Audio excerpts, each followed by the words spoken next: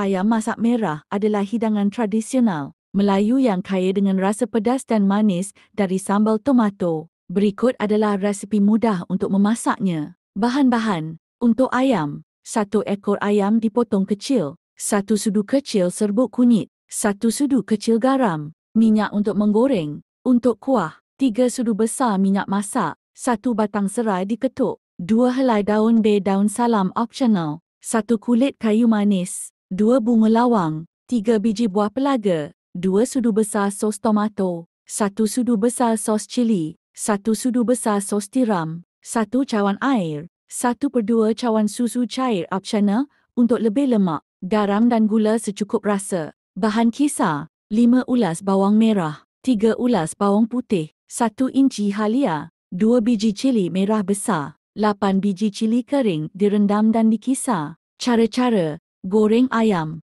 Lumurkan ayam dengan serbuk kunyit dan garam. Panaskan minyak dan goreng ayam hingga separuh masak, ketepikan. Tumis rempah. Dalam kuali, panaskan sedikit minyak dan tumis kulit kayu manis, bunga lawang, buah pelaga serai, serta daun bay sehingga naik bau. Masukkan bahan kisar dan tumis hingga pecah minyak dan wangi. Masak kuah. Masukkan sos tomato, sos cili dan sos tiram. Kacau rata. Tambah air dan biarkan mendidih sebentar. Masukkan garam, gula dan susu cair jika mahu. Gabungkan dengan ayam. Masukkan ayam yang telah digoreng tadi ke dalam kuah. Masak dengan api perlahan sehingga kuah pekat dan sebati dengan ayam. Siap dan hidang. Angkat dan hidangkan panas-panas bersama nasi minyak, nasi tomato atau nasi putih. Selamat mencuba.